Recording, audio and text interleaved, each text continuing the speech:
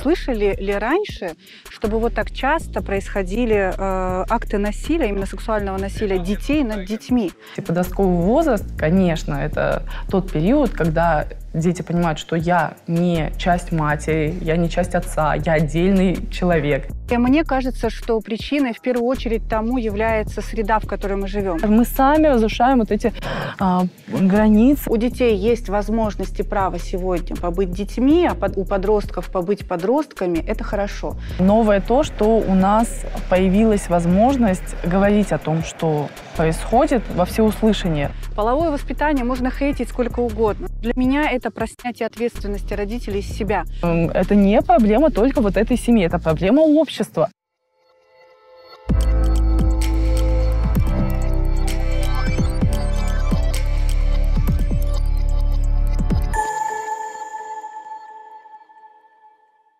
Я хочу начать наш разговор с одной ужасной историей, которая случилась в нашем обществе и облетела буквально все социальные сети, вызвала большую бурную реакцию в нашем обществе. История насилия подростков, мальчиков-подростков по отношению к своим близким родственникам, маленьким детям, мальчишкам. Да? То есть это история сексуального насилия, да? Так, наверное, можно это назвать. Что это за явление, которое и таких случаев не только у нас, а вообще становится все больше и больше. Что это за явление? Это какая-то подростковая история, да, взросления и понимания себя? Это какая-то история отсутствия полового воспитания или что это вообще такое? Я когда услышала эту историю, мы даже с коллегами стали разбирать, то есть слышали ли раньше, чтобы вот так часто происходили акты насилия, именно сексуального насилия детей над детьми. То есть то, что в терапию приходят взрослые, которые в детстве подвергались насилию, это уже не секрет, это очень частое было явление. Но вот именно когда со стороны детей такого рода насилия, все-таки мы пришли к выводу, что это более новое какое-то явление. И мне кажется, что причиной в первую очередь тому является среда, в которой мы живем. Ребенка формирует среда. И если раньше был какой-нибудь, может быть, диагноз у ребенка, или просто ребенок такой был особенный немножко, и тогда среда, когда мы раньше жили, она была более безопасна. Была цензура на телевидении, школы, очень более такое, внешне нравственное общество. А сегодня на детей ложится среда, где абсолютно легализовано насилие. То есть ты открываешь любой фильм, клип, это не просто легализовано, это еще как-то романтично показывается, да. Опять же, разного рода сексуальное насилие. А вот эта вот сексуализация, она вообще везде. Что бы мы ни взяли, мультики, где транслируются однополые пары, и как будто бы это норма, да? Кино, передачи, клипы, это везде. И вот на неокрепшую психику, а детская психика, она неокрепшая, а ребенок в поисках, что правильно, что нет. И плюс не нужно забывать, что подростки сами по себе агрессивны и жестоки. Просто потому что так вот... Природа. Да, так они формируются, без этого никуда.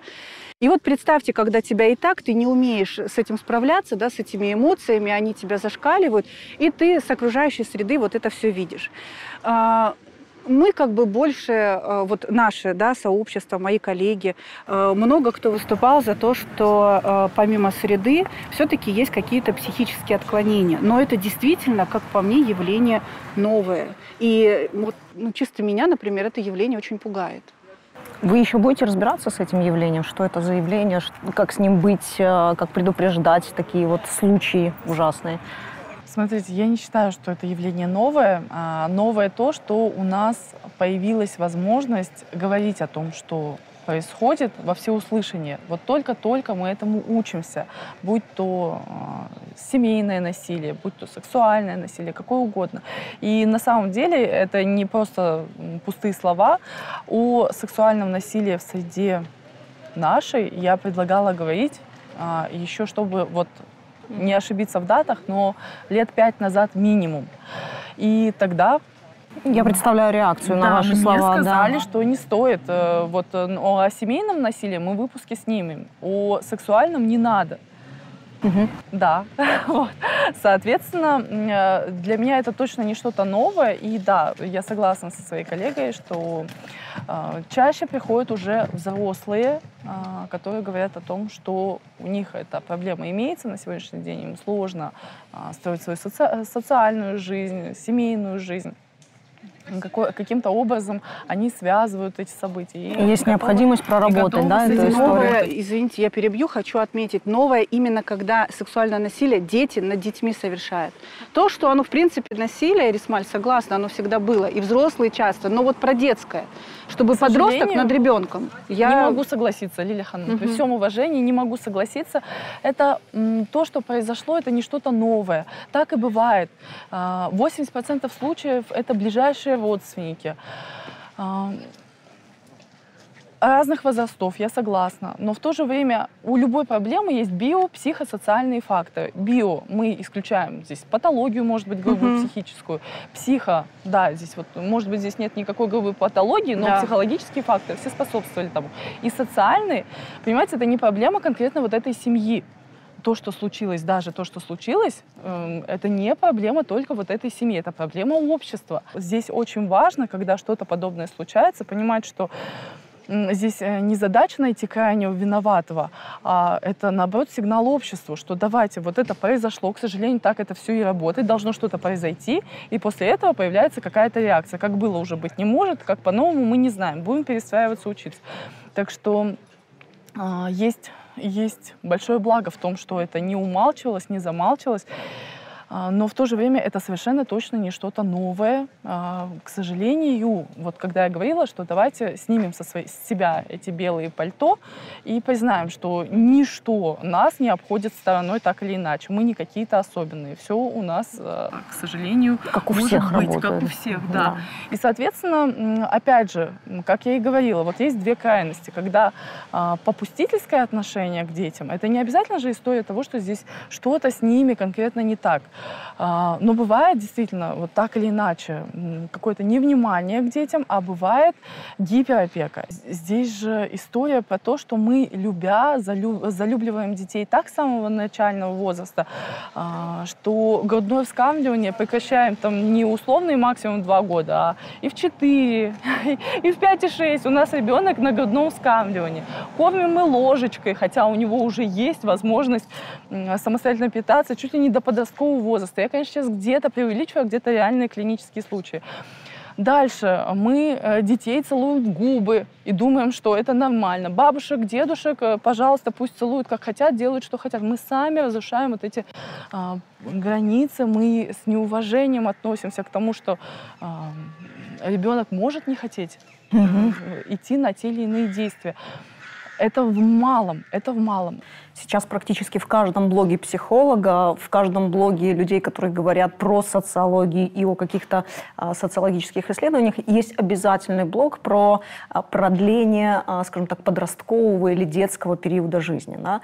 Как это отражается вот на взрослении наших подростков, на взрослении наших детей? И я здесь имею в виду момент ответственности, момент самостоятельности, момент умения логически мыслить и принимать решения. Когда наши дети начнут это делать? Да? То есть вопрос, который интересует всех родителей. Я буквально вчера смотрела последние исследования, и некоторые предлагают оттянуть подростковый возраст. Я точно сейчас цифру уже не вспомню, то ли 23 года, то ли 25 лет. То есть если мы раньше говорили про 18, потом 21, теперь мы еще дальше уходим. Хорошо это или плохо? Мне кажется, что в наше время у детей есть возможность все делать своевременно. Если раньше мы жили в таких условиях, когда детям нужно было раньше повзрослеть, раньше взять какие-то обязанности взрослых, да, тянуть какое-то там хозяйство и так далее, рано выходить на работу, то сейчас у детей есть возможность своевременно созревать. А под созреванием мы, конечно же, подразумеваем еще и работу мозга ребенка. И вот подростковый мозг, он на самом деле, мы там от 17-летних много чего требуем, или там от 15-летних, но у них та же лимбическая система, там, да, префронтальная кора, которая за целеполагание отвечает, они только созревают. И лимбическая система, которая за эмоции, она как бы там бушует, она в активности, да, какие-то удовольствия, какие-то там чрезмерные порывы. И поэтому, когда у детей есть возможность поэтапно это все проходить, и когда еще родители вовлеченные такие, знаете, не холодные, отстраненные, не авторитарные, задачи которых только подавить, ты что-то тут выбился, да, из общества, как-то не так себя ведешь, как сегодня вот, я не могу не сказать про квадроберов, столько хейта на них летит, бедные дети. Ну, прыгают они там, но если они не кусаются, то все с ними в порядке. Вспомните, раньше ирокезы эти были, да, ходили там, делились, там какие-то группы, а фиолетовые, сиреневые, зеленые лосины у девочек. Вот этот взрыв на макаронной фабрике на голове. Ну нормально, но мы же такими были, наши родители такими были. В чем проблема сейчас? Почему детям нельзя дать возможность, ну вот так безопасно, да, если, опять же, повторюсь, не нападают, самоутвердиться. Поэтому то, что у детей есть возможность и право сегодня побыть детьми, а у подростков побыть подростками, это хорошо. Другой вопрос, что у нас родители к этому не готовы. То есть мы, вот даже мое поколение, мы не умеем, мы не знаем как. У нас не хватает ни терпения, ни ресурсов, ни навыков, ни знаний, как взаимодействовать с ребенком. Потому что вот эта информационная, как правильно сказать-то? Атака. Нет, даже не атака, а просвещение. Да? Оно только по сути началось. А параллельно идет та самая информационная атака, когда мы видим массу блогеров, массу псевдопсихологов, которые начинают рассказывать, ну, иногда откровенную чушь. А иногда сами люди воспринимают подаваемую им правильную информацию через крайности. Когда мы говорим, у детей есть границы, у детей есть свобода, ну и родители, ну ладно, ну и все. И тогда вообще все спустя рукава, а подросток так не созреет. Границы, правила, нормы, это все должно быть. Для него это про безопасность. Поэтому я бы тут параллельно ускорила режим образования родителей в этом направлении, а за детей я искренне рада, что у них есть такая возможность. Слушайте, это все прекрасно звучит, когда об этом говорят психологи с экранов, там, я не знаю, телефонов, компьютеров, ноутбуков, но в реальности это работа над собой, и не каждый родитель готов, как вы говорите, да, образовываться, так сказать. Более того, у родителей есть такая еще, ну, скажем так, рефлекторная история про то, что ребенок их собственность. Да. А еще хочется иногда родителям, когда они забывают, что это их собственность, хочется переложить определенные обязательства на ребенка. И когда и начинают трясти, ну когда ты самостоятельным станешь, ну когда ты наконец будешь принимать решения. А с другой стороны есть вот эта вот собственническая история. Как быть в этой ситуации? Правда, никогда общество наше не было настолько детоцентрированным в истории, да, давайте, 100 лет назад рожали 10 детей, 2 выживут, счастье, да, дальше задача родителя была просто, чтобы ребенок выжил, а сейчас, вот 100 лет пошло, нам не то, чтобы он просто выжил, нет, нам нужно, чтобы мы жили качественно, дети жили качественно, мы боремся за качество жизни. Но если раньше была трагедия, что якобы дети недосмотрены, что им не уделяют должного внимания, и от этого у них травмы и вот такие последствия, на сегодняшний день одинаково, как у недосмотренного ребенка будут последствия, так и у гипер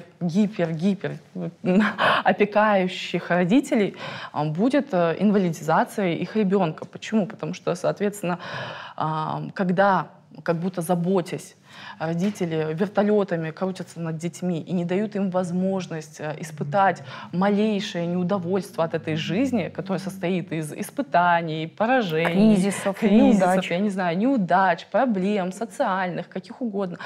Они в первую очередь обслуживают не потребности ребенка, они обслуживают свои потребности. Нам нужно думать о том, что вот у нас были родители, они нами не занимались, допустим, а вот я такая молодец. Вот. Отыграюсь по полной. Да, глаз да глаз. Этому ребенку все.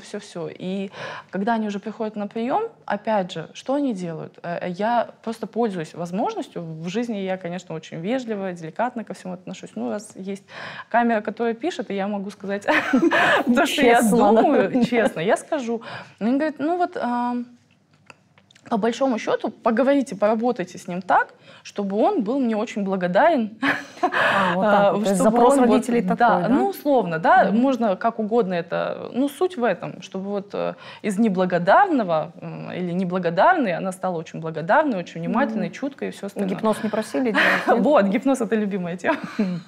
она все по-прежнему актуальна. Как бы я ни шутила на эту тему, это трагедия. Почему? Потому что и этот ребенок, почему такие последствия? Он не знает, как переломить вот эту систему, где от него требуют обслуживать эмоции родителей и ни в коем случае не позволять вот этот свой собственный опыт негативных эмоций, переживаний, злости, может быть, какой-то ярости.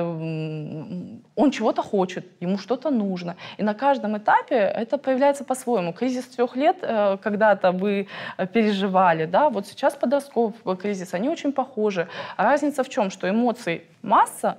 В 3 года он просто не мог и не знал, как это назвать, как это объяснить. Не было этой возможности. Но и в 10-11 плюс ситуация не лучше. Эмоций еще больше.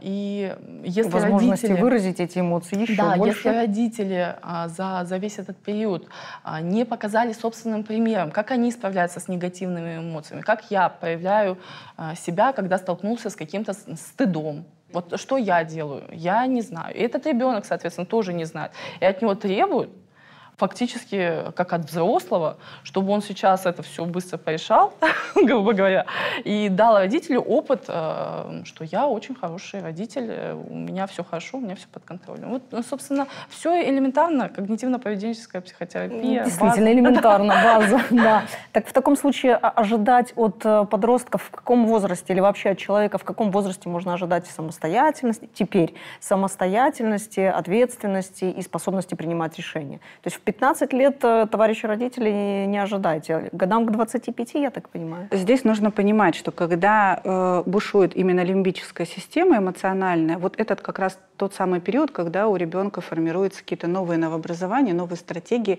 вот с этими эмоциями взаимодействовать. Рисмаль правильно сказала, от родителей зависит, как они это делают. Как делают современные родители? Подавляют. Не кричи, не злись, не плачь, там, не ругайся.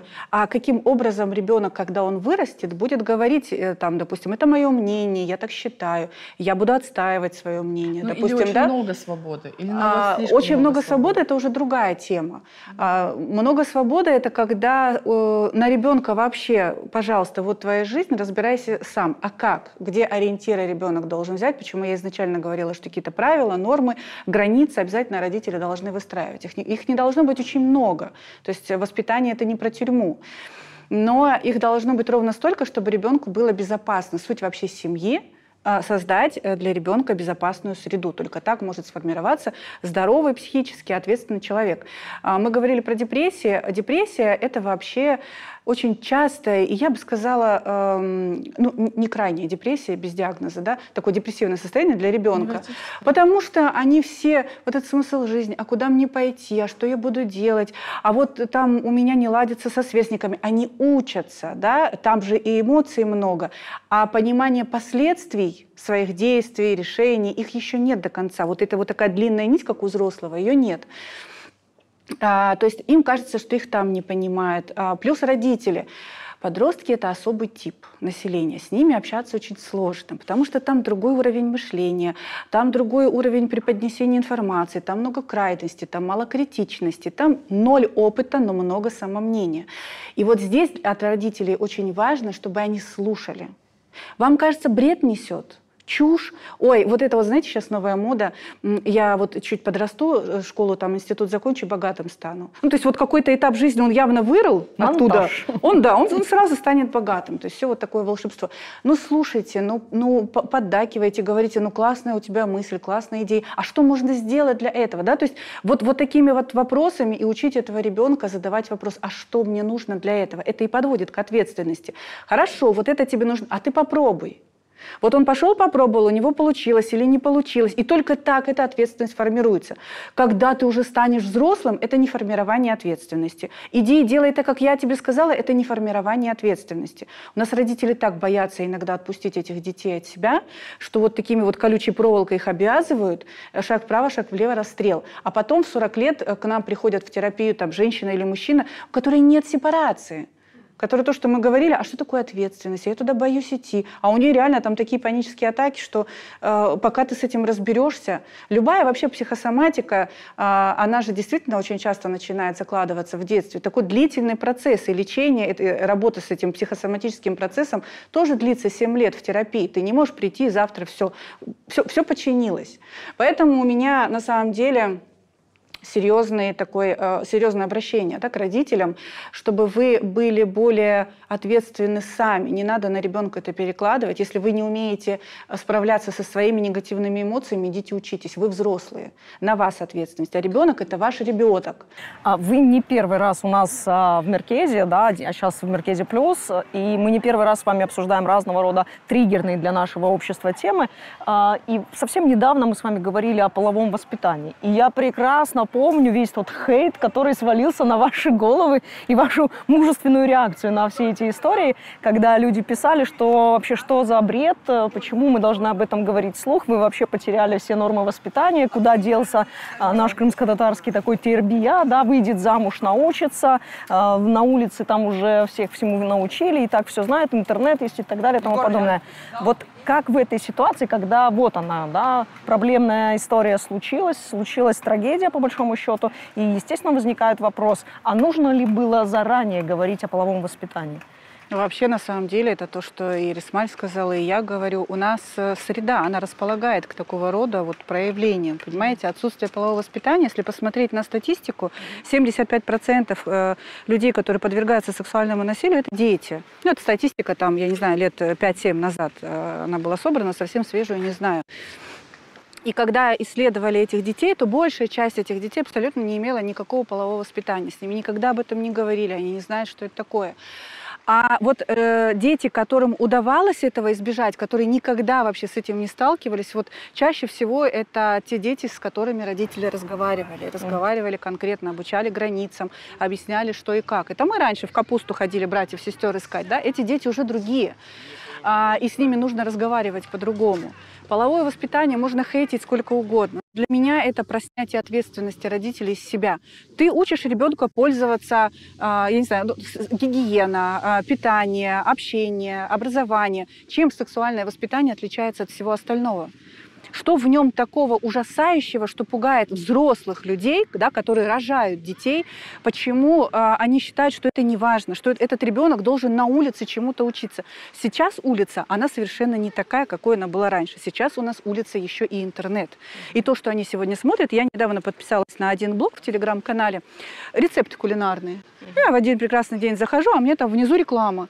Гифка прям такая активная, и на 18+ канал предлагает. Дети могут зайти на абсолютно, безопасный, казалось бы, канал. Они уже заходят. Они с первого класса. Да. Давайте по-честному. Они с первого класса, к сожалению, к огромному сожалению, манипулируют друг другом, угрожают друг другу. Мы расскажем твоим родителям, какая ты плохая.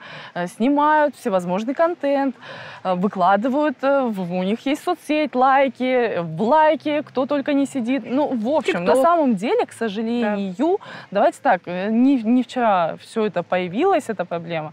Но, к сожалению, у современного родителя в эпоху, когда настолько борется за внимание, уже начиная с детского возраста, за внимание наших детей, маленькие они, подростки они, взрослые они, у нас нет других вариантов, кроме как просто говорить с детьми, быть для них теми авторитетами, пока у нас есть такая возможность, окружать их теми авторитетами, которые так или иначе будут для них опорами в той или иной ситуации. И по большому счету у нас нет других вариантов, кроме как постоянно давать сигнал, что бы ни случилось, я с тобой, я за тебя, что бы ни случилось. И вот эта наживка, стыд, да, то есть она используется всеми подряд, будь то сверстниками, будь то руководящими какими-то, скажем, составами, что так или иначе, вот крючок, на который цепляют наших детей. И они, чтобы избежать этого стыда, на что только не идут. Будь то расстройство пищевого поведения, сексуальные какие-то проявления, да, нездоровые. Можно перечислять долго и долго. Но вот этот крючок на стыд цепляются сами взрослые. Мы выстраиваем красивейшие фасады. Я буду повторять может быть, неоднократно говоря о фасадах. И точно так же мы цепляем с самого детства сами своих же детей, что вот так себя веди, вот так не веди, чтобы мне не было стыдно за тебя. И вот, чтобы мне не было стыдно за тебя, в нужный момент вас может очень сильно подвести. Вот, чтобы не было стыдно за меня, я тебе, мама, папа, ничего не скажу. А нам, бабам, Да. вот, лишь бы вы не А стыдились. еще есть Я обслуживаю ваши авторитетная. эмоции. Да. Авторитет еще есть, да, который мы тоже забываем. У нас родители же еще с советских времен детей обучают. Я авторитет, взрослый авторитет, взрослому не перечить. Именно поэтому мы раньше и не знали о количестве, да, насилия над детьми совершая. А сегодня к нам 40-летние взрослые приходят и говорят: а меня дядя, а меня там папа, а меня там брат и так далее. Не нужно запугивать детей взрослыми. У детей должно вырабатываться уважение и доверие к определенным взрослым. Сегодня далеко не ко всем, да, и в том числе и параллельно у детей должно быть сформировано свое я, свои границы, каким бы взрослым ты ни был. В том числе это касается матерей. У нас мамы 10-летних девочек, мальчиков купают. Да, Ну, да, ребят, да. в 5 лет он уже должен самостоятельно 14 половину лет, да, своих да, дел да, выполнять сам. То есть у нас сами родители нарушают эти моменты, и поэтому у нас тут столько еще разгребать, тут столько о чем можно еще говорить. И здесь опять же мы коснулись темы просвещения родителей в этом направлении. Теперь мы понимаем, что мы сталкиваемся с другим поколением, которое, вот, как вы говорите, у него есть время побыть в любом своем статусе, да, в детском статусе, в подростковом и так далее. Как сбалансировать опыт прежний наш, да, такой условно-советский, и вот эти сегодняшние реалии? Мы же на Кайме-Антатов, соответственно, вот акцент хочется сделать на том, что нам когда-то захотелось надеть на себя белое пальто, условно, да, что мы безупречные, мы идеальные, мы молодцы. Посмотрите, какие у нас дома, какие у нас дети, выглаженные, выстиранные, значит, умные, медали, кубки, все у нас есть. И ни в коем случае мы не хотим думать, что мы такие же, как и все, такие же, как и все. И это не потому, что интернеты появились, у нас появились какие-то проблемы, и тут псевдоэксперты выдумывают, что есть проблемы, которых вот еще недавно совсем-совсем не было. И наши же крымско-татарские родители, потому что в погоне за этим красивым фасадом, принеси еще одну медаль, там, я не знаю, выгляди отлично, свадьба так... Больше жизни нет после этой свадьбы. Ну вот так же у нас перекос в эту сторону есть. Скажите, что нет. Вот скажите, что нет. А мы не такие. Есть у нас этот перекос. Я не говорю за всех, но так или иначе культ вот этого фасада у нас есть. И последствия у этих маленьких детей, которые вот вырастают в подростков, из этих подростков в взрослых, они самые разные. Каждый борется по-своему. И способы этой борьбы у каждого свои. И сказать, что это плохо, нет. Просто каждый через какой-то условный подросток должен пройти, как не то, что он должен, но так или иначе жизнь заставит, да, что он пройдет через какие-то свои испытания, какой-то бунт, он должен обрести некий какой-то условный реванш над родительскими фигурами, хотят родители этого или нет, да.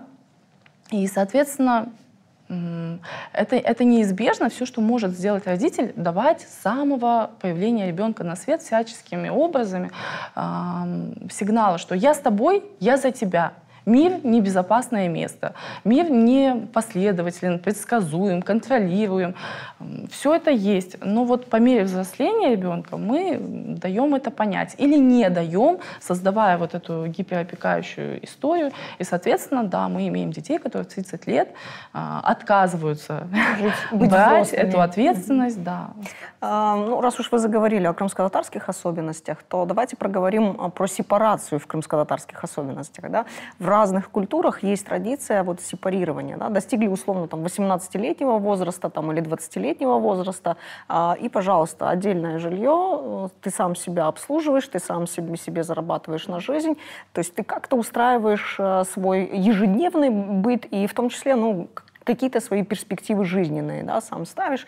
В нашем случае, я просто себя на секундочку представляю, да, 18-летняя девушка условно или 18-летний парень живет отдельно, ну, если мы не берем случай там, учебы где-то, да, там, живет отдельно, зарабатывает отдельно, вообще полностью сепарировался, да, И я знаю точно, что это вызовет вопросы у окружающих. Да, а что случилось? То есть, может быть, у вас не такой контакт в семье, может быть, у вас проблемы в семье. То есть это в крымско-татарской среде вызывает вопросы. Что с этим делать? Это наша традиция, это наши, ну, скажем так, наши правила. Нужно ли вот таким образом сепарироваться или вообще как быть, как сбалансировать, опять же, эти традиции и необходимость дать ребенку свободу? Ну, вообще сепарация такая штука. Мы почему-то считаем, что если ребенок вовремя ушел из дома, значит, он сепарировался. А если он очень долго живет с родителями, значит, там нет сепарации. Да, сепарироваться, когда ты живешь с родителями, сложнее. Но ранний уход из дома вовсе не говорит о том, что сепарация произошла и все окей. Иногда наоборот. Ее как раз-таки нет, и поэтому я убежал. Что касаемо вопросов, наше общество всегда задает вопросы. Мы сейчас в том самом подростковом кризисе, я иногда наш современный мир сравниваю с тем же самым подростковым кризисом, потому что непонятно, куда идем. По-старому мы жить уже не можем, по-новому мы еще не научились. И что лучше, что хуже, мало кто может сказать. Если брать с точки зрения психологии, то вот эта стадия монады, это когда ты один, она очень классная для психического развития человека, для формирования идентичности. Ты можешь попробовать себя, ты слышишь себя. Что ты хочешь приготовить, как ты хочешь налаживать быт, как ты хочешь элементарно расставлять вещи в своем доме, да? Как ты хочешь ложиться спать, что ты хочешь смотреть по телевизору, что ты хочешь читать. В таком случае, когда человек наедине с собой, у него есть возможность себя слышать.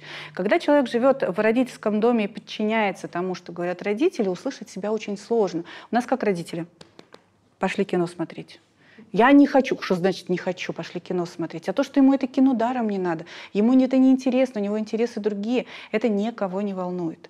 Поэтому, конечно, вопросы будут. Тут нужно понимать, опять же, да, насколько ребенок ответственный. То есть если я вижу семью, в которой все более-менее гармонично, в которой ребенка не делали удобным, не подвигали под какие-то нормы, стандарты, которые говорит сейчас Арисмаль, да, чтобы фасад блестел, а ребенка слышали, ребенок себя пробовал, ребенок в чем-то добивался в своих каких-то, да, увлечениях, успехов, и ты видишь, что он более-менее эмоционально уже стабилен, ну дай попробовать. Да, сними там это жилье рядом где-то с собой. Да, блин, у нас сейчас интернет. Смотреть, как живет твой ребенок, вообще не проблема. Но наша большая проблема. Наша большая проблема в том, что мы не умеем доверять. У нас нет вообще базового доверия никакого. А знаете почему? Потому что у нас у самих нет сформированных понятий нормы и абсолютно нет ценностей. Ценности сыпятся как песок из рук. Потому что вот этот интернет, который сегодня появился, он, с одной стороны, классный, с другой стороны, все-таки это большая беда, он раскрыл горизонты. И мы теперь видим много культур, много народов, и мы видим совершенно другие страны, как живут другие люди. И у нас возникает вопрос, а то, как мы, это нормально? А может быть, однополые браки – это нормально? Да, может быть, вот то-то это нормально. И у людей просто вот вроде бы как нет, я же жила вот в своих ценностях, я же понимала, вот семейные ценности, а сейчас уже и семья начинает очень сильно, ну не сейчас, но уже давно начала трансформироваться. И поэтому мы не знаем, а что есть семья. Ребенок, живущий отдельно от меня, это моя семья или уже не моя семья? А вот он там будет жить, он будет в соответствии с моими нормами, а у меня-то нормы вообще какие? Понимаете, когда я говорю ребенку делай так, допустим, не обманывай, не пей, а сам каждый праздник употребляю или без конца этому ребенку вру, но у него ничего не сформируется. И, конечно, он не будет мне доверять как родитель, он будет доверять интернету, обществу, а там норм пока нет. Там с ценностями пока большая беда. Поэтому хотите ребенка отпускать, если у вас есть четко сформированные ценности, если вы понимаете, из чего выслан ваш путь, не просто там сорняки, да, а четко знаете, чего вы придерживаетесь, тогда мне кажется, что можно. А если нет, то 18 лет, может быть, еще и не стоит. Но точно ответить на этот вопрос вам никто не сможет. Мы все настолько индивидуальны. И если вас так очень беспокоит, опять же, ваш фасад, то, конечно, такого рода вопросы, а что у вас там не в порядке, они будут выбивать вас из колеи. И в таком случае вам нужно позаботиться о своем эмоциональном здоровье, может быть, да, обратиться к специалистам, найти единомышленников, у которых дети тоже так же живут, для того, чтобы получить собственную поддержку. А если вы эмоционально стабильны, вы понимаете, что это мой ребенок, но он не моя собственность, как хочет, так живет, вам вообще какое дело до моего двора, там, да, до моей семьи, то то вообще проблем не вижу. Как вы вообще оцените реакцию общества вот на эту ситуацию? Какая она, эта реакция? Сочувствие, агрессия, что вообще вы говорили и что можно сказать об этом обществе в разрезе этой ситуации? Ну, первое, что я увидела, это опять же агрессию. Зачем ты об этом рассказала другим людям? Зачем ты это вынесла на публику, да, матери, которая стала рассказывать про эту ситуацию? Но это не удивляет, потому что у нас жертва всегда сама виновата. Мы, к сожалению, все еще так мыслим. И вот от этого направления нам нужно уходить. Да, я видела другие комментарии, в которых люди поддерживали ее, предлагали помощь. Это радует. Но все-таки вот эта проблема, когда я жертва, и меня еще общество начинает забивать дальше, она очень тяжело воспринимается тем человеком, который пострадал, и его ближайшим окружением. Представьте, человек травмирован, ему нужна поддержка. Люди немножко не осознают, что они делают, когда начинают травлю. Мне кажется, нашему обществу очень нужно учиться эмпатии, милосердию, ну вот как-то, да, какой-то отзывчивости, такой разумной, доброй, чтобы те люди, которые попадают в беду, они находили поддержку в социуме в первую очередь. В чем проблема? Почему наше общество такое, извините, не эмпатичное? Я бы не сказала, что оно не эмпатичное. Ну вот давайте такими громкими фразами не будем апеллировать. Но есть когнитивная ловушка. Это наша вера в справедливый мир. Мы об этом все время говорим в выпусках, когда касается каких-то вот таких случаев. Да? Нам хочется верить, что мир справедлив, честен, я не знаю, добро всегда побеждает зло. И это здорово, так наша психика себя защищает, и в этом есть свои плюсы, но в то же время также она нас и загоняет в ловушку. То есть если что-то происходит, мы ищем какие-то способы связать это с чем-то, даже если это нелогично, и сказать, что да, здесь есть логика, так вы заслуживаете, вы сами виноваты и т.д. и т.п. Поэтому осуждать здесь всех не стоит. Так срабатывают, к сожалению, вот такие когнитивные ловушки. Мы сами решаем, как нам реагировать в той или иной ситуации. Наша реакция точно так же вызывает цепь других реакций. То есть как эффект постороннего, знаете. То есть мы думаем, пройду стороной. Но если я вижу, что кто-то подбегает, а за ним подбегает второй, третий, я уже думаю, ну как я буду стоять в стороне? Я подойду, допустим, да, если это касается какой-то ситуации, даже на улице. Здесь в соцсетях тоже своя жизнь. Я вижу, что кто-то комментирует вот так, вот это. Я учусь, а как можно реагировать, а как мне подходит, а как не подходит. Это тоже опыт, и замечательно, что мы эти деревни формируем не только в жизни и в соцсетях. Вот будем учиться это делать правильно, постепенно. И знаете, здорово, что мы когда с моими коллегами замеряем среднюю температуру по палате, что называется, да, мы зафиксировали ситуацию, когда, с одной стороны, заявляется такой запрос на какое-то изменение правил, да, когда, в общем-то, жить в этих прежних традициях, прежних вот этих нормах становится тесноватенько, да, а с другой стороны есть какая-то, вы знаете, я бы не сказала страх, но боязнь или осторожность вот что-то в этом смысле менять, да, быть первыми на этой дорожке. Что вы скажете по этому поводу? С вашей оптикой как это? На самом деле я вижу, как все стремительно меняется из года в год, из выпуска Меркеза в выпуск Меркеза. Вода камень точит, соответственно, может быть, кто-то в комментариях пишет, вы только разговариваете, ничего не делаете. Какие смыслы слушать, значит, этих болтологов? Болтовню, болтовню, демагогов. Но на самом деле вот так вот формируется какая-то социальная повестка, так обсуждаются какие-то наболевшие темы. Можете делать лучше? Делайте. Но так или иначе каждый вносит свой какой-то посильный вклад в общее дело формирования какого-то достойного общества, которое готово к современным вызовам. А они у нас есть, и они с каждым днем становятся все масштабнее. Соответственно, здорово, что мы делаем то, что можем. Да, общество немножко растеряно именно из-за того информационного потока, абсолютно противоположного. То есть даже элементарно возьмем советы мамам, да, как там кормить детей, как с грудничками заниматься. Их так много, и они иногда бывают очень противоположными. И мамы теряются, и так же само общество в более глобальных масштабах, если говорить, да, вообще жизни социума. Поэтому, да, общество немножко растеряно. И я согласна с Ирисмаль, чем больше будет таких площадок информационных, на которых будут, я считаю, здраво рассуждать на очень важные социальные темы, тем больше людей будут, ну, у людей, как бы мы ни говорили, что есть проблема с критическим мышлением, оно все равно формируется. Оно вынуждено будет формироваться просто в тех условиях, в которых мы сегодня живем. Без этого просто люди дальше, ну, они не пойдут.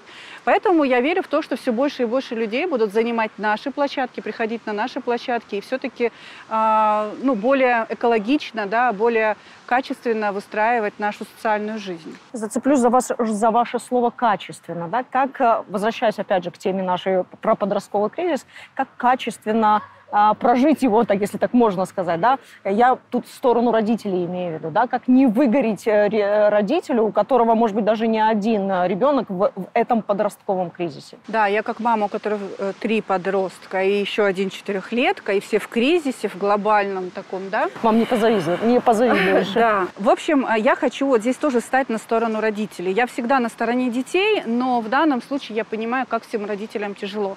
Мы эмоционально где-то незрелые, мы очень уставшие в этой гонке жизненной, в этих потоках со всех сторон. Очень много требований к маме, к папе, к супругам, да, к семье. Они со всех сторон, и они, опять же, противоречивые. Родители загоняются, очень сильно загоняются, родители не справляются. Я рекомендую всем женщинам искать свой круг. Ну, тебе тяжело, окей, признай просто, что тебе тяжело. Не надо впадать в чувство вины. Чувство вины, как и чувство стыда, достаточно мощные инструменты для того, чтобы себя вообще там задушить и пойти по неправильному пути. Найдите сообщество, которое таких же мам, подростков, объединяйтесь, общайтесь, делитесь своей болью. Очень хорошо работает групповая терапия. Я не знаю, ее, наверное, много, но мы к ней не очень привыкши, но все-таки я про нее проговорю. Да, есть психологи, обращайтесь, это у меня будет реклама стабильная теперь, да, записывайтесь и так далее. И пробуйте делиться с подростками своими чувствами. Не бойтесь признаваться, вот приходить к подростку и говорить: ты знаешь, я так устала, я растеряна, я понимаю, что и у тебя, да, возраст, и я не знаю, то есть меня не учили, как с этим справляться, я не знаю. Вы знаете, дети очень откликаются. Вот в каком бы конфликте вы ни были, если это не край уже, да, дети откликнутся. Не сразу, но через раз, через другой он услышит тебя, и подросток всегда хочет прийти к родителю. Поэтому признавайтесь искренне в том, что вам тяжело. В этом нет ничего постыдного, и ваш авторитет от этого падать не будет. Если позвольте, я продолжу. Да-да-да. На самом деле... Нам кажется, что взрослым так тяжело, наверное, чуть-чуть поспорю с вами, но детям гораздо сложнее, гораздо в разы сложнее. У них нет тех инструментов, которые есть у взрослых, у них нет тех возможностей, которые есть у взрослых. Что важно в этой всей истории, то, что важно сохранить вот хоть какое-то тепло, да, в этот период между родителем и подростком. Могут быть самые разные взрывы, бунты, провокации. Часто родители перекладывают ответственность. Вот мы говорим, что у детей не формируется ответственность. Ну, правильно, они чьи-то дети. Да. Соответственно, вот ваши дети – это ваши лучшие психотерапевты. С одной стороны, они вам своим поведением так или иначе указывают, подсвечивают да, ваши проблемы. Они это вам подсветили. Вы примите это с благодарностью, не давите на то, что вы авторитет.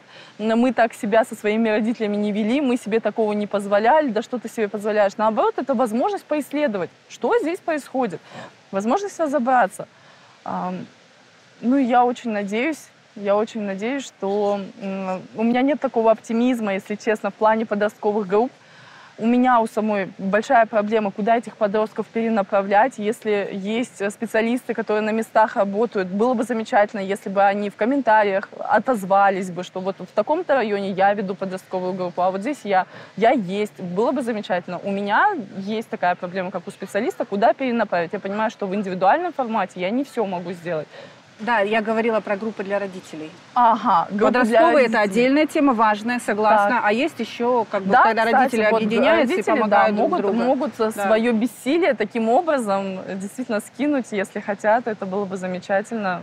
Согласна с вами. Раз уж мы заговорили про традиции, у нас был один выпуск Меркеза с Зуреханом Пинка, и мы говорили про традиции, про то, как они трансформируются. Да? И она напомнила нам о традициях жизни нескольких поколений семьи, там, либо в одном доме, либо в одном дворе, либо где-то вот на одной улице, то есть когда компактно все проживали. И процесс, скажем так, воспитания, это была вот общая такая коллективная история. Да? И она сказала очень интересную штуку, которая мне понравилась с точки зрения того, что все эти люди, да, вот эта большая семья учила ребенка или показывала, да, что есть фактор заботы, что есть любовь, да, что есть забота не только о нем, а проявление заботы по отношению к другим. То есть вот тот самый эмоциональный интеллект, да, о котором вы говорили и так далее. Без всяких КПТ, вот просто смотри, как я, делай, как я. Да, ну и плюс какие-то абсолютно практические навыки, да, то есть вот это вот взросление, которое происходило вот в этой большой семье. Сегодня этого не происходит, да, то есть вот эта вот институциональная, грубо говоря, история взросления и воспитания вот в этой среде, ее нет. Что мы получаем взамен, да, то есть как быть, когда вот эти вот роли, то есть люди все эти есть, да, тети, дяди, да, бабушки и так далее есть. Но они все как будто бы чужие. Да, где-то там в мозжечке есть, что вот какая-то большая семья должна быть, ну и где-то там на фасаде транслируется идея о том, что оно должно быть, присутствовать каким-то образом, но фактически этого не существует, и вот как бы вроде бы и жить так надо бы, да, то есть какие-то правила и традиции говорят об этом, а вроде бы так и не получается. То есть, но уже и не получится, скорее всего, в ближайшее время, по крайней мере, расширенная семья, вы правильно сказали, это очень классно. В расширенной семье был очень такой один замечательный момент, когда я перинаталку изучала, мне очень нравился феномен, когда роженица 40 дней, она просто лежала в своей комнате, отдыхала, занималась собой. Бабушки приходили, забирали этого ребенка, бабушки занимались ребенком. Более молодые сестрички, братики, они занимались домашним хозяйством, родители где-то там работали. Это была настолько слаженная система, каждый четко знал свои границы, свою роль, да, в этой семье. И она очень хорошо работала, да, как швейцарские часы, практически не ломаясь. Но что произошло потом? Потом случилась та же самая война, да, которая заставила этих людей просто разлететься в разные. Потом депортация, и многие вообще потеряли друг друга. И в основном выживали-то единицами. Да? Но остался один человек, осталось два человека. Ему надо как-то выжить. Эти люди настолько научились быть сами по себе, что сейчас вот войти в какую-то семью, сделать ее такой большой, расширенной, мы коммуницировать не умеем. Это во-первых. Во-вторых, мы настолько разные стали, учитывая наш сегодняшний мир, который, опять же, тема норм, да, тема взглядов, тема мнений. Раньше все думали одинаково, раньше работа у всех была одинаковая, да? Раньше поле, колхозы. А сейчас для того, чтобы выживать, ты действительно должен уметь быть самостоятельным. Ты должен уметь не то чтобы выживать, а развиваться, да, в этом мире, как-то устойчивую опору найти. Тебе нужно уметь передвигаться, выживать одному, там, обеспечивать себя одним, таскать за собой целую семью уже не получится, если ты хочешь добиться каких-то высот. Капитализм, он играет в данном случае большую роль, потому что мы нацелены на это. И, к сожалению, вот просто взять и сказать, фу, капитализм плохой, теперь мы не будем так жить, уже невозможно. Куда ты его денешь, ты так или иначе по этим правилам как-то играть должен. Другой вопрос, что можно сделать, учитывая, да, вот сегодняшнюю динамику. Я бы все-таки направляла фокус зрения на семью. Да, это сложно. Да, это очень, очень тяжело с кем-то уживаться. Но хотя бы давайте внутри своей маленькой семьи, где папа, мама и дети, учиться вот эти семейные ценности возрождать. Создавать вот этот уровень безопасности для ребенка, когда есть у каждого свой фронт ответственности, когда та же самая забота, то же самое принятие, та же самая ответственность, когда того же ребенка слышат. И сейчас обращение, наверное, будет ко всем бабушкам, там, тетям и так далее. Когда среди ваших родственников появляется женщина, которая родила ребенка, все-таки как-то надо уделить ей внимание. Потому что, во-первых, женщина и в период беременности, и сразу после родов, она психологически в состоянии ребенка, она не взрослый, да, она очень ранима и травмирована. А во-вторых, оставаться наедине с малышом 24/7, это очень сложно, это противопоказано. Плюс у женщины полностью исчезает социальная жизнь, это муж вышел, пришел, у него все то же самое, да, она оказывается в какой-то изоляции. У нас не просто так сегодня растет количество насилия над грудничками, да? Не просто так эти мамы сходят с ума и выбрасывают этих детей. Ноль поддержки. Мы так живем уже примерно около 100 лет. Обычно люди от чего-то старого к чему-то новому приходят в течение лет 200. Вот через 200 лет мы научимся.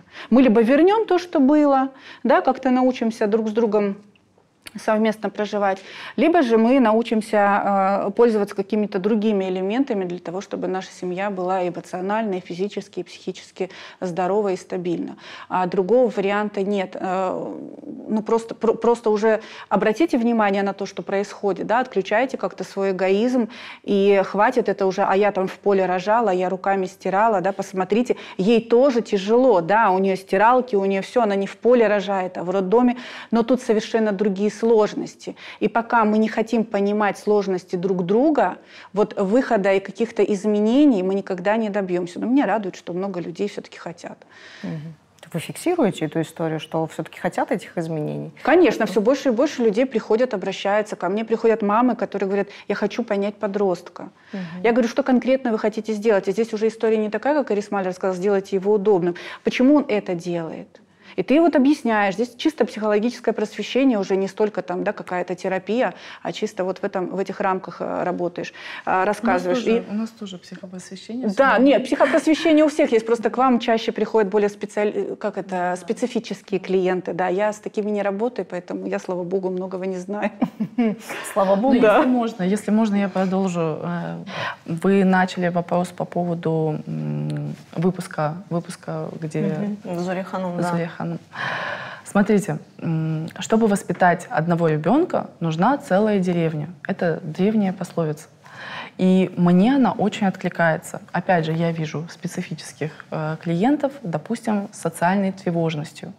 И эта история, вот чтобы вы понимали, как выглядит, что передо мной, допустим, подросток, у которого, ну вот, допустим, как вы себе представляете подростковую жизнь? Вот все, у меня есть свое мнение, у меня есть свои друзья, свои компании, свои увлечения, даже если они вам не нравятся. Я ее не представляю, я ее вижу каждый день. Да, тем более. Но у меня есть свои взгляды на музыку, на кино, а вы вообще вот где-то там. Вот я сейчас вот здесь, а вы где-то вот там. А здесь я с социальной тревожностью, когда вижу, допустим, подростка, история про то, что у него нет вокруг практически никого. Есть онлайн друзья, может быть, какие-то вот такие очень... Редкие контакты. Да, неглубокие контакты где-то здесь. И нет никакой вот той позитивной деревни рядом, которая бы его довоспитала. Вот то, что говорила Лилия Ханум до меня, по большому счету, правда, вот эта мода на нуклеарную семью, условно, мама, папа, я, вместе дружная семья, в ней как много плюсов, так и очень много последствий. То есть вот у любого выбора есть ответственность. Есть ответственность, если мы живем одной большой семьей, есть где несколько поколений, несколько семей, условно, допустим, рядом. Точно так же и когда мы нуклеарная семья. Здесь тоже будут последствия. Все, вот мы просто идем или по этому пути, или по этому. Я выросла в таком месте, где крымские татары живут компактно. Соответственно, правда, я с детства впитала в себя вот ту самую позитивную деревню. И я считаю, что то, что, там, допустим, я сегодня здесь сижу в этом кресле, это не только заслуга моей семьи, какая бы она ни была, но и всей той деревни, которая меня окружала. Деревня здесь такая метафора, да? То есть, по большому счету, на мое становление личности оказывал каждый так или иначе. И не обязательно это были только позитивные случаи, негативные в том числе, и это замечательно. И даже если что-то случается, ты видишь, как реагируют очень разные люди, очень разные семьи. Здесь чутко реагируют в таких сообществах, да, на горе и беду каждого. И ты понимаешь, что да, мир такой. У кого-то сегодня пожар, кто-то умер, разбился в аварии, кто-то пострадал от какого-то бытового насилия, еще что-то. Но вот в такой деревне ты с детства впитываешь самый-самый разный опыт. И в этой деревне каждый понимает, что он несет ответственность за, скажем, качество жизни ближнего своего. А когда мы в нуклеарных семьях, грубо говоря, вот только мама, папа, я, и нам кажется, что бы с нами ни случилось, это такая трагедия. Мы так тщательно выстраиваем этот фасад, что у нас все хорошо, а что там внутри, не знает никто. И дети, опять же, да, на приеме у психотерапевта из этой самой условной нуклеарной семьи, ну, правда, думают, что их горе самое большое горе, их проблемы самые большие проблемы, они нерешаемы. То есть это уже отчаяние этих подростков может выливаться в какие-то самые крайние формы. А когда это коллективная история, за вашего подростка несут ответственность не только вот мама, папа, я, а ну, условно все общество. И это чувствуется. Так или иначе, мы живем во времена, когда мы можем повесить камеру на каждом шагу, и так и делают. Меня это, правда, опять же, тоже очень смущает, когда в комнате подростка висит камера. Это современный... Это нормально? Вот, современные явления. Нет, конечно. А в то же время раньше не было этих камер, но были вот эти позитивные, условно позитивные или не позитивные, но деревни, где так или иначе каждый понимал, что несет ответственность за ближнего своего. И вот это небезразличие прокачивало эмоциональный интеллект без всякой когнитивно-поведенческой терапии, без камер на каждом шагу. Ну и можно говорить очень много. То есть да, понятно, когда мы здесь все тесно живем, на что жалуются крымские татары, вот невозможно, это сплетни, это какие-то разговоры, да, как надоели все, вот уехать бы куда-то, жить самим, и будет нам счастье. Может быть и будет, а может быть и нет. Вот у этой деревни, правда, очень много плюсов. Мы с коллегами фиксируем еще одну тенденцию – это мода на религию. Да? Это проявляется в том, что наши подростки держат уразу, да, ходят в джами, происходит там какое-то общение в этом джами, да, они называют это потусить, например. Да. Это проявляется во внешнем виде, в форме одежды, в каких-то словечках, выражениях и так далее. С одной стороны, это очень даже хорошо, если в конечном итоге люди приходят к иману, да, к пониманию, что есть религия, что есть ислам. С другой стороны, есть ощущение, что это такая, знаете, легализованная и вполне, скажем так, легитимная история участия в какой-то группе. То есть потребность быть с кем-то рядом, она, в общем-то, есть. Но параллельно с нами идет другая жизнь. Мы живем в курортном регионе, масса соблазнов, и вообще жизнь транслируется как праздник. Как быть в этой истории? Как, опять же, я про баланс. Как сбалансировать то, что они видят в окружающем мире, и то, к чему они стремятся, приучают их родители, и то, что они видят вокруг. Лично с моей стороны, вот такое, знаете, практическое, как я работаю, когда с чем сталкиваюсь, мне, правда, намного легче работать с теми подростками, у которых есть какой-то религиозный бэкграунд. Не всегда, но в большинстве случаев легче. Почему? Опять же, подростковый возраст, очень высокий риск суицидальный. И здесь есть понимание ценности жизни. Так или иначе, родители, общество, группа в них вбили ценность жизни. Дальше, такая установка, что жизнь – это не праздник, это не место для счастья, удовольствия, развлечений постоянных, непрерывных, сплошным потоком, а также место испытаний – это такая очень хорошая установка. Мне с такой установкой, если подросток пришел, мне с ним работать гораздо легче. И прогноз, результат будет достигнут гораздо быстрее. Соответственно, то, что здесь есть какие-то сложности, опасности, когда только-только, да, мы узнаем, что есть, допустим, давайте не будем трогать религию, узнаем, что есть психология, мы погружаемся в психологию и думаем, все, мы нашли ответы на все вопросы, таблетку от всех проблем. Но нет, когда мы только первые 3 года в это погружаемся, мы в это все так свято верим, и только, условно, через 2-3 года появляется вот это нужное критическое мышление, и мы понимаем, что здесь очень многое можно отсеять, можно пересмотреть. Это я про психологию говорю. Про религию, конечно, это просто такая параллель, которую я взяла, как она, мне кажется, более безопасна. Но когда в религию погружаются, действительно, точно так же, то, что здесь может быть какое-то чрезмерное рвение, желание всех научить, как надо жить, научить своих родителей, как надо жить. И здесь то, что так или иначе какие-то драмы случаются, это неизбежно. Но в то же время я вижу здесь больше положительного, чем отрицательного, и с этим можно работать, даже если есть это отрицательное. Соответственно, вот моя позиция такая, что дань это моде, не дань это моде, но у нас нет лучших альтернатив, куда дети могут примкнуть, где могут что-то получить. Это не худшая из альтернатив, давайте по-честному, да. Соответственно... Это проблема альтернатив у нас сейчас или как?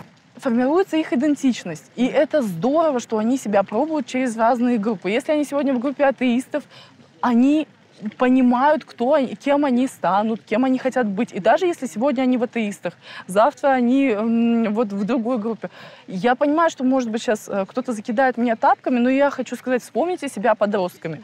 Вспомните свои вкусы, интересы, какие они были странные, как вы одевались, как вы себя вели, с кем общались. Ну, может быть, на сегодняшний день вы удивляетесь, это кто вообще был? Это не может быть такого, что я имею к этому какое-то отношение. Но это было. И то, что у этих подростков это есть, я считаю, что это нужно воспринимать с уважением, с пониманием. Если вы за что-то переживаете, ну вот, работайте с этим, но в то же время здесь очень многое, что можно исследовать и про себя понять. Соответственно, надо все использовать. Мне нравится мода на религию. Я не вижу в этом ничего плохого, даже если где-то какие-то подростки куда-то перебор, недобор. Я согласна с Арисмаль, они ищут себя. И если они ищут себя через религию, я не вижу в этом ничего плохого. И действительно, люди, которые религиозны, они более устойчивы к каким-то кризисам, каким-то катастрофам, каким-то катаклизмам, им проще. И подростку особенно. А если подросток, ну им свойственно примыкать к какой-то группе, примкнул еще к религиозной группе, там все-таки в исламе очень много пропагандируется и говорится о братстве, да, о поддержке, о той как раз какой-то большой такой, да, семье, в которой всем хорошо, коллективно, да. Это опора, это поддержка, это здорово. Это гораздо лучше, чем если подросток будет прибегать к группе, которая употребляет что-то, да, курит там или что-то еще. А что касаемо соблазнов и курортный город, вот для меня это опять же тема ценностей, да, и тема того, насколько я стремлюсь очищать пространство вокруг себя. Если родители не устраивают истерик по поводу того, что они живут в такой местности, но я уже здесь живу, да, мне, допустим, какие-то вещи не нравятся, они неприятны, они противоречат моим убеждениям и моим ценностям. Но главное не транслировать это подростку через какую-то истерику, что все, катастрофа, да, потому что, ну, это не катастрофа. Наоборот, через свою устойчивость, да, через свою... Ты показываешь примеры, как надо. Да, как-то транслировать ребенку, а как тебе тоже быть устойчивым, что и с этим тоже можно жить, и здесь тоже можно развиваться, в том числе и в плане религиозности своей. И при этом здесь не обязательно, что у тебя будут какие-то конфликты там и скандалы, конфликты. Вот на моем опыте они все дальше и дальше гораздо легче решаются, чем это было ранее. Вот. И более того, я даже вот, пользуясь случаем, хочу отметить, что вот в нашей школе, например, у нас нет религиозных вообще семей в нашей школе, где мои дети учатся, но тем не менее директор выделила им комнатку для намаза, да, при том, что как бы казалось бы. То есть мода – это дань любого времени. Мы всегда к какой-то моде хотим примкнуть. И если это идет мода на религию, это здорово, потому что все-таки чистое общество для детей гораздо более безопасным, я имею в виду психологически чистое, да, гораздо более безопасно для его роста и формирования, чем, например, общество, извините, там, наркоманов. Ну, может быть, из крайностей говорим, есть сложности, ну, да. Они есть, мы знаем о том, что они есть, но мы же пытаемся понять, как найти вот этот баланс. И, соответственно, какие растерянные взрослые, да, приходят на сессию, и да, это сложные вопросы, кто я, кто мои люди, что мною движут, но взрослые не находят ответа. А эти дети вчерашние, сегодня хорошо, они подростки, но они находят дети. Эти ответы. Они да. ищут тоже эти ответы, они ищут по-своему. Вот из позиции того, как мне тяжело взрослому сказать, кто я, кто мои люди, что мною движет, давайте с уважением к подросткам, да, что они в этих поисках могут ошибаться, может не все идти так гладко, как нам бы этого хотелось. Но опять же, они не наша часть, не наша собственность всецелая.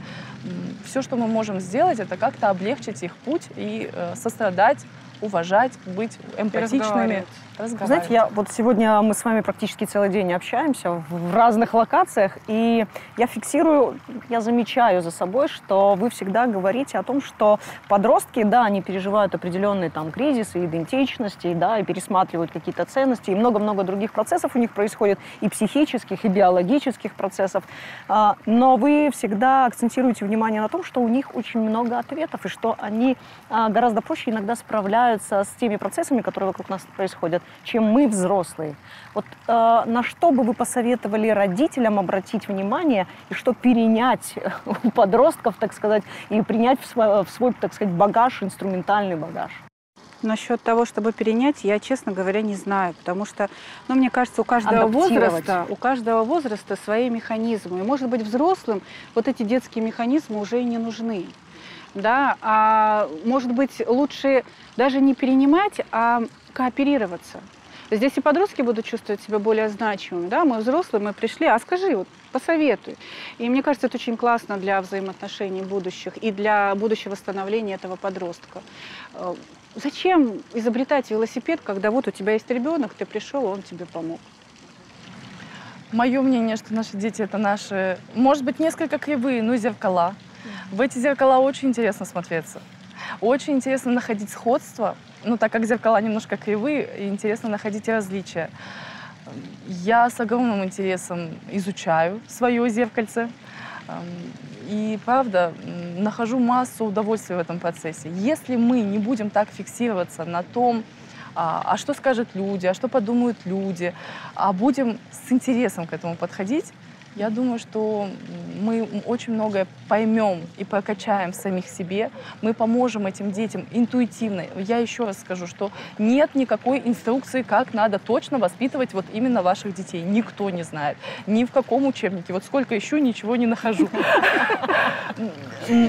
Какую кнопку нажать? Да, это очень интуитивный процесс. Все, что вы можете делать, это вот с интересом, с вниманием, с уважением вглядываться, изучать, исследовать, по-доброму направлять. Цаунус.